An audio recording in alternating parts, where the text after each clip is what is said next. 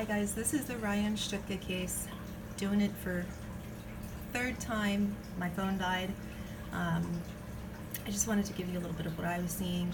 I did research this case a little bit.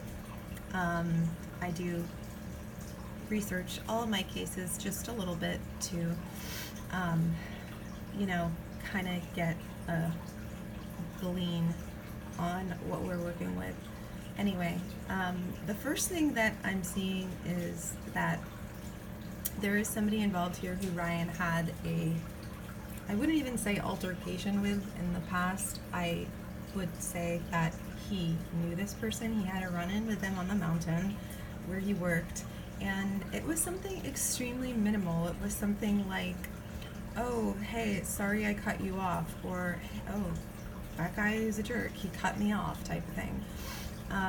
This is somebody who was rash, who sort of acted like a loser, and I don't like to use that word towards anybody, lightly, unless it's deserved, but it is deserved for this guy because he would blame his failures on other people. And that's almost what I'm seeing with the interaction on the mountain. He got pissed off at maybe Ryan for doing something minimal, and it was like his own fault. Like, that's the type of person that we're looking at here. And again, I'm not saying there was like any bad blood between the two of them, because there wasn't. I am seeing, however, the night that he disappeared, Ryan did go to a more populated area in town or whatever, and ran into this person, but it was not like necessarily, again, he didn't have it out for Ryan. He wasn't looking for him. It wasn't like, oh, get that kid. This guy that we're looking at here was extremely paranoid, and extremely paranoid that Ryan saw them doing something possibly illegal. So it's almost like they kidnapped him. And the other thing that I am seeing here is that people knew about this. There were a total of 3, maybe 4, including Ryan, men, like, all together that night. And previously, during the run-in on the mountain at work or whatever, there were also, he was with a group of 3 men. So I'm thinking that actually he was with a group of 3 men all together again when they ran into Ryan and saw him. I'm also getting here that, and I was asking some specific questions earlier with my pendulum about this guy, and it seems like his hair used to be one color, or it looked like, no, I'm getting no on that. It used to look red, or it looks red in the sun, and he has, I'm seeing a beard and hair on that, but it's darker now. And this person is from Canada, and like, what I'm getting about the whole situation is that the pendulum was saying very, very close, very, very close, very, very close. This person is heavily saturated throughout the area where this ski resort was, where Ryan worked.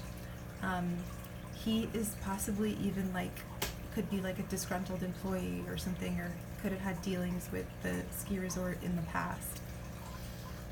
What I'm also getting here is that he knows some bad people. He's not, he's the type of person who would maybe like to think of themselves as a mobster or something like that, but he's really just a lowlife. And he doesn't have any mob connections or anything like that. However, in the past, when he went to high school and stuff like that, this would be like the guy that you would go to for, kids would go to get something bad or whatever. So, like, in that sense, he is, you know, that's how he has always, like, measured his clout, basically. And, which is not much. So, again, like, there are people connected to the situation who definitely know something. And again, I said there are two other guys here that know him and pretty much know what happened. In terms of where Ryan was taken, I am getting the direction south. I'm not sure, you know, exactly what town or area would be located south of where the summit was, but it's not terribly far away. And again, with the pendulum kept directing me to tell family and friends, look into every little bitty, you know, the hard thing about this is that Ryan was a really easygoing kid, and he wasn't going to harp on a really small issue that he had with somebody at the ski resort. He would not even think it was an issue if somebody was being weird or antagonistic or jerky. He would let it go. He was not the type of kid that was going to hold a grudge whatsoever. That's why nobody is alluding to the fact that, oh, he had a problem with somebody one time, because he didn't think it was a problem. So the other question that I asked is whether or not he would be found, and I got a really lighthearted, kind of faint, emotional toned yes, but just sort of a weak yes. And to me, what that means is that his family has to pay attention to the signs.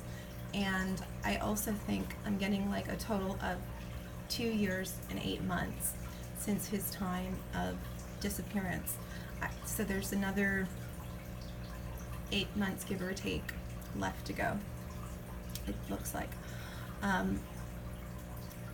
7 or 8 months, or maybe even less than that, but that's the total time that it will take to get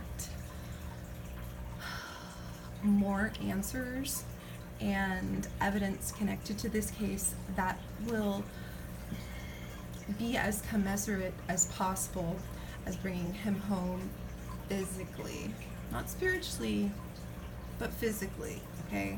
Because spiritually, he's always going to be with them. But,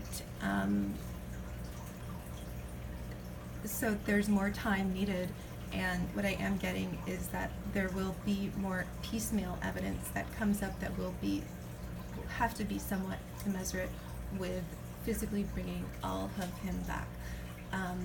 Yeah, so I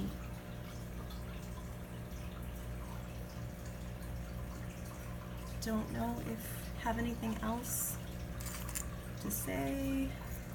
Let's just ask the pendulum and see if anything else comes up.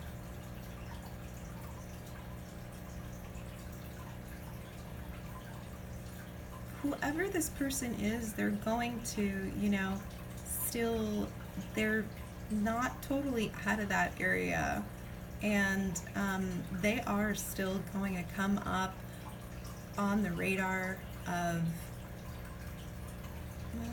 yeah, maybe no, there's some second guessing on that. There's not quite.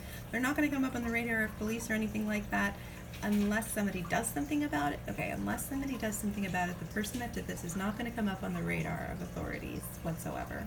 But they are still in that area. They, like, go to the mountain. They, like, have family that goes to that mountain. They're around there all the time. They have friends that are there, and, well, not so many friends, it looks like, but they have people that, you know, they would consider friends. So they've got to keep looking at people. They've got to push more towards suspects. Okay,